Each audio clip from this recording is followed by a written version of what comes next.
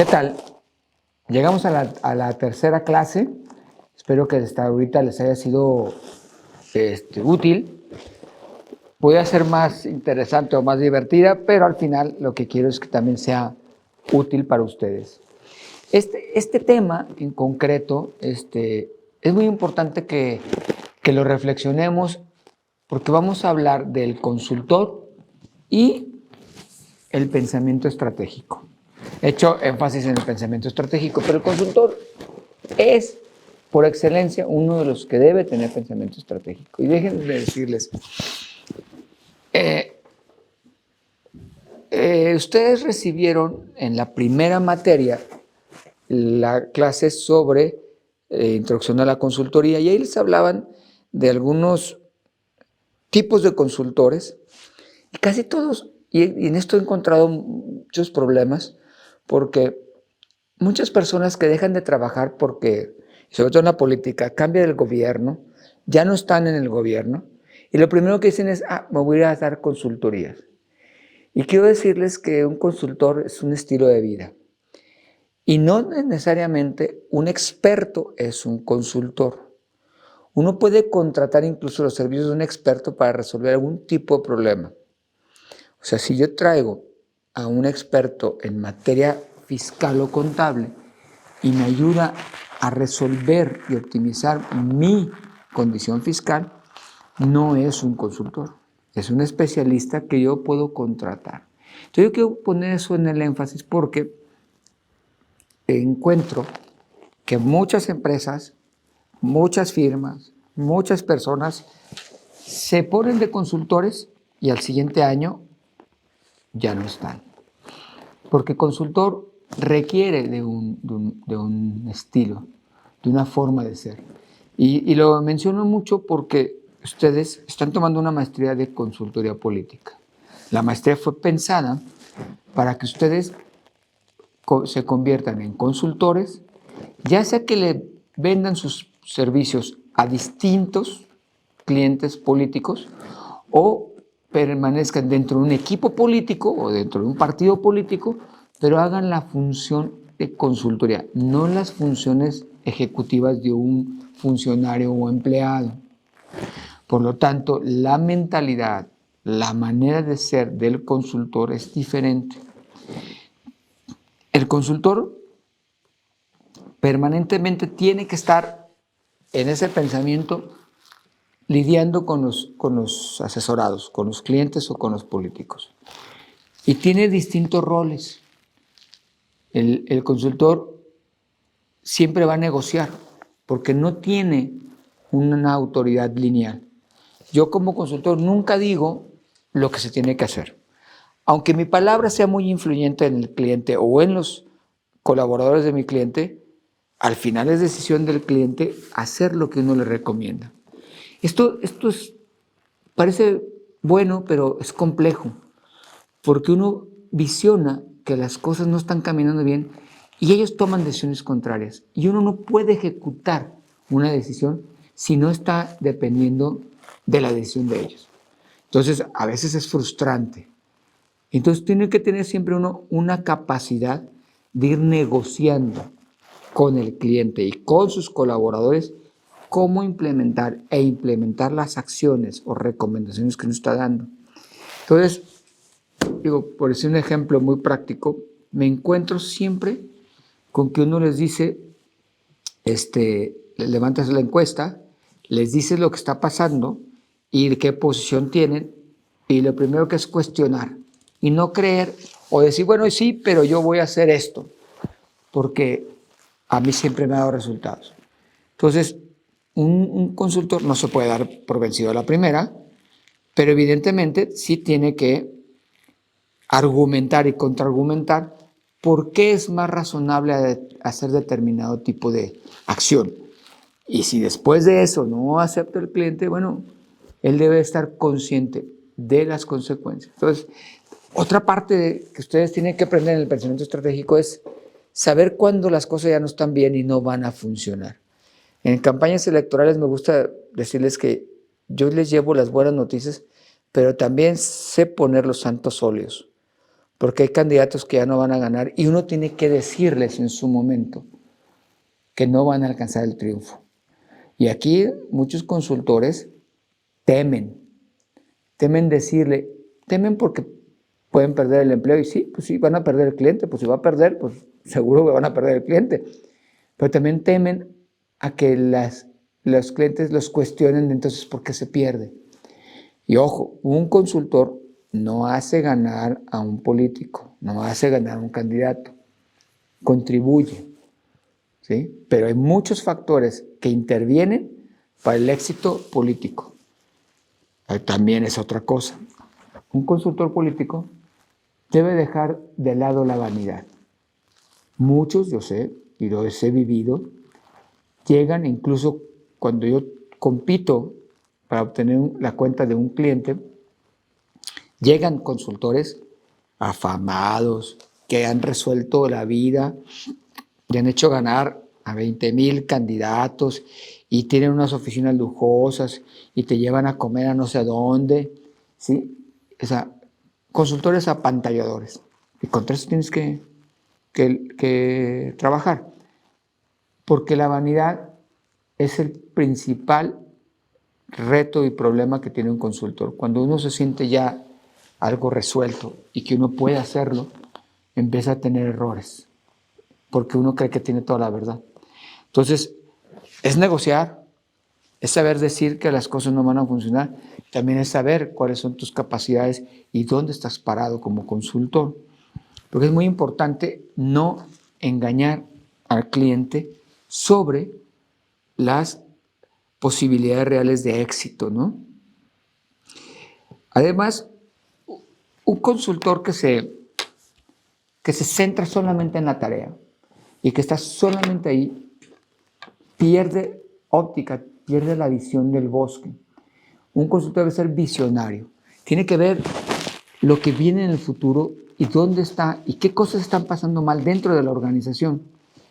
Muchos clientes o muchos políticos me han solicitado tiempo completo. Me piden, es que quiero que te quedes aquí y no más conmigo. Además de que es una pésima decisión económica para tu empresa, la segunda es que tú no puedes convertirte en parte del problema. Si un consultor trabaja de tiempo completo con una persona, tiende a terminar siendo un empleado. Y eso es una miopía de taller.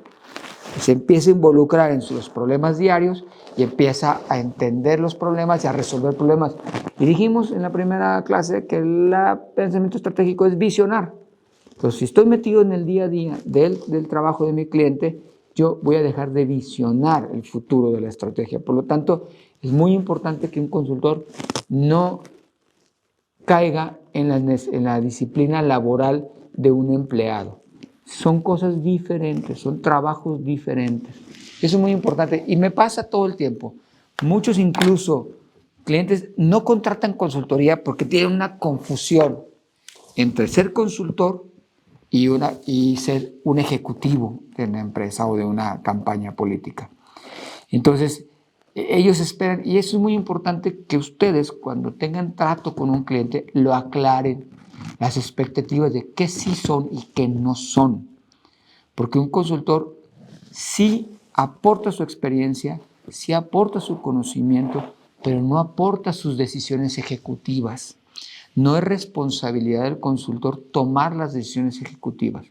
Esa es o del líder político o candidato o de su equipo político, pero nunca el consultor. Por lo tanto, algunas personas están muy acostumbradas a trabajar sin consultoría porque nunca lo han hecho y nunca han visto la ventaja de un consultor. Sé que en la materia de consultoría les pusieron la anécdota del consultor y el pastor. En parte es verdad, y eso trata como de un poco de denostar la actitud y la conducta de un consultor. ¿Para qué queremos un consultor si yo sé todo? Pero eso no es verdad. ¿Dónde está el trabajo del consultor? En una parte, en la canasta roja. Sí puede mejorar las tareas, porque tiene más experiencia que muchos de la empresa o de la organización. Pero fundamentalmente el consultor está en la innovación y en la creatividad. Entonces, ayudemos pero dejemos que la propia organización sea la que perfeccione, ya sea en la canasta roja, amarilla o negra, pero el consultor se tiene que concentrar en la parte de innovación. Por eso es visionario, es un experto innovador y orientador del personal. Estas son las características de un consultor.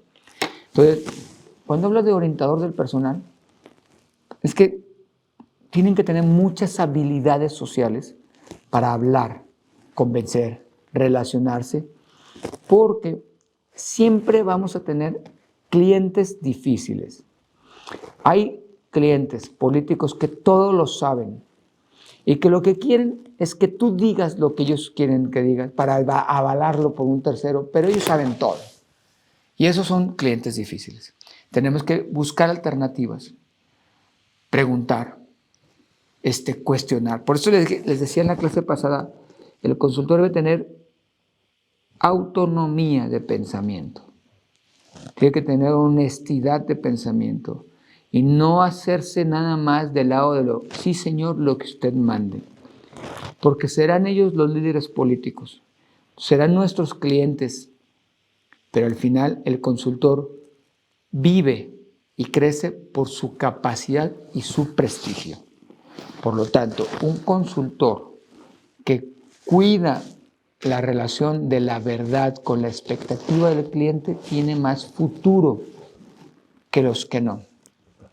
Los que no lo hacen, por eso hay muchos funcionarios que salen de las filas laborales, ponen su consultoría y al poco tiempo no dan resultados porque están acostumbrados a hacer un trabajo permanente ejecutivo y tarde que temprano van a chocar con los ejecutivos del equipo político. Entonces, si el consultor puede o quiere ser el coordinador de la campaña, dejará de ser consultor. No puede hacerlo porque chocará con el coordinador. El coordinador toma sus decisiones y tiene sus riesgos. El cliente, el político, tiene sus decisiones y toma sus riesgos.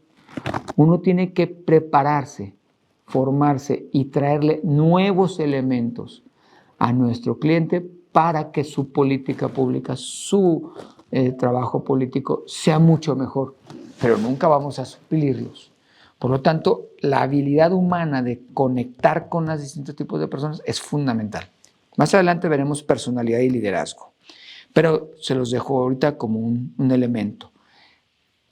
Estos clientes también, al ser difíciles, uno tiene que buscar el camino para resolverlo. En la guía está muy claro cómo se busca, pero sí les diría, no es la primera vez que lo he hecho y lo he dicho, pero así como el cliente te elige, tú eliges a tus clientes. Y he decidido a veces no darle consultoría a algún político que considero que no tiene el capital, la visión, la intención y la apertura de recibir una consultoría. Por lo tanto, yo no puedo como consultor aceptar cualquier tipo de trabajo y eso es algo que ustedes tienen que ver en la vida independiente si así la toman.